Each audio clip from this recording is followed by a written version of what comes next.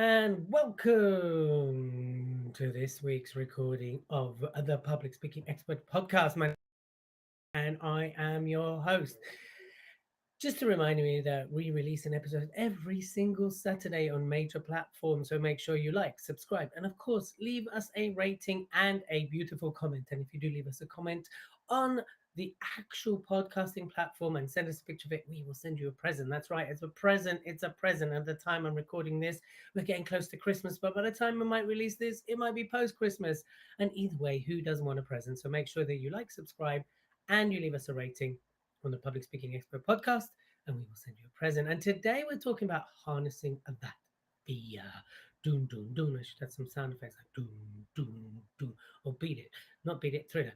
Doom, doom, doom, doom, doom. It's just that thriller. Thriller. Anyway, we know why Michael Jackson was what he was and why I do what I do. So today we're talking about harnessing fear, which is very unlike me, because I'm not one to that tends to dive deeply into fear, confidence for that matter. However, while I work with people on their confidence and I work with people on their fear, I wanted to do a podcast about harnessing the fear.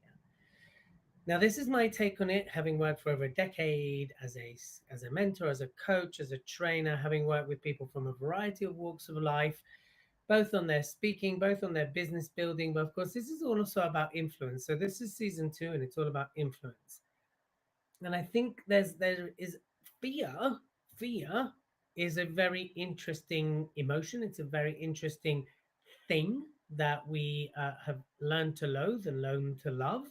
And I think there's some very interesting learnings that can come by harnessing the fear, because a lot of us try to avoid the fear. A lot of us push the fear. A lot of us don't acknowledge the fear. A lot of us think fear is bad. Bad fear. Stay away from me, fear. It's like the ex that you don't want to see, that kind of wants to have the conversation, that awkward conversation with you to find out why you broke up with them. You know what I'm saying? It fears that kind of smell you can't get off your clothes sometimes, and you've washed it like 7 or 8 times. You're like, ah, it still smells a bit, right? Fear is this ever-present thing in our lives. Now, some of us, of course, conquer fear. Not to say that we don't. Some of us completely remove fear, especially if you're slightly psychopathic, then you might not feel fear. And some of us, truly just have really great coping strategies with fear. Here's what I've learned. Now, I've spoken for over a decade. I've spoken well over 10,000 hours globally, both virtually and in person. And I have worked in this field for a very long time now. I've studied, cognitive behavior hypnotherapy. I've studied neurolinguistic programming. I've done a lot of work on understanding sort of our neuro work, as well as, the actual practical delivery, and as well as business side of things.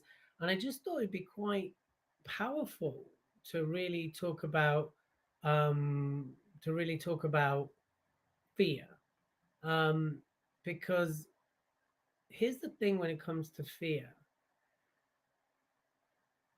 the more we accept that fear is part of the process, the easier it is to cope with it. Now, when we allow fear and we harness it and we allow it to be a part of this journey, first things first, we make peace with fear, right? We accept that fear is going to be there.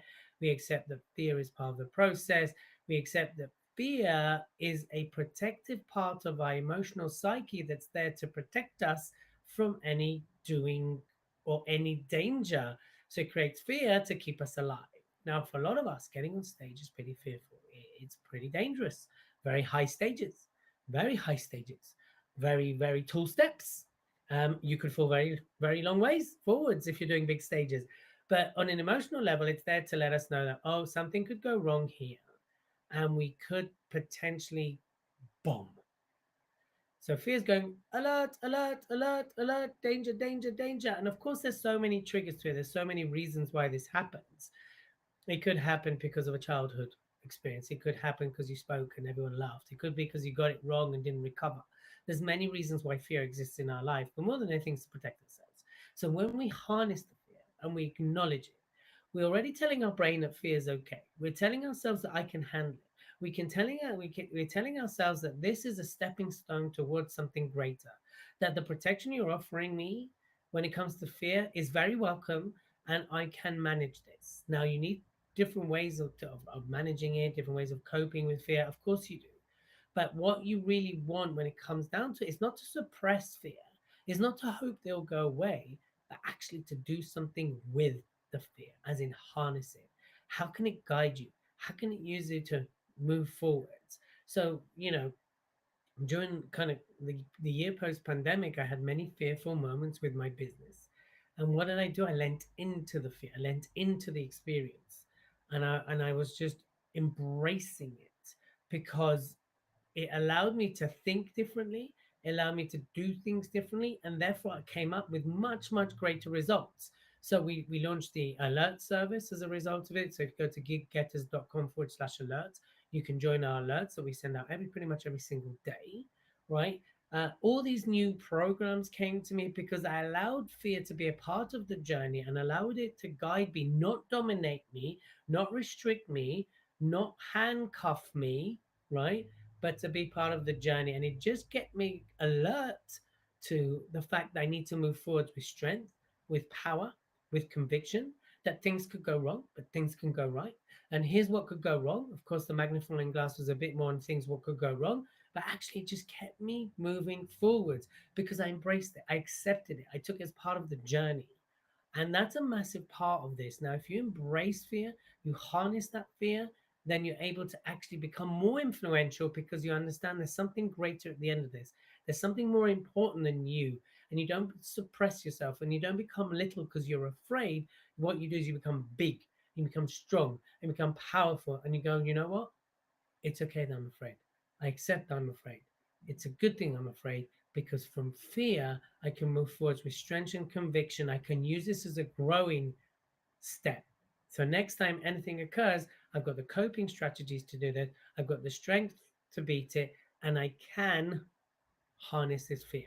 I can harness this fear and do it anyway. There you go. So is that whole feel that fear and do it anyway, the famous book, right? It is that feeling it and moving forwards, is feeling it and leaning into it, is feeling it and doing it and daring and using it to move you forward so you can become bigger, greater, and more powerful. So that's why I want to talk about harnessing the fear. So anybody out there who's listening, who's afraid, harness it. Use it to grow you. Use it so you become more. Use it so you're able to go out there, be seen, be heard, and be more giraffe. Don't only be a great speaker, harness the fear and speak your greatness. And if we can help you with that, reach out to us, send us a message because we love to support you, whether through it's our alert services or whether it's through us working together. Reach out because we can help you go out there, not only be a great speaker, speak your greatness, and be more giraffe. Till the next time, have an amazing day, morning, afternoon, evening, or week, depending when you listen to this. My name is Elliot Kay, and this has been another episode of the Public Speaking Expert Podcast. Remember to like, subscribe, and leave us a comment, and we will send you a present. Till next time.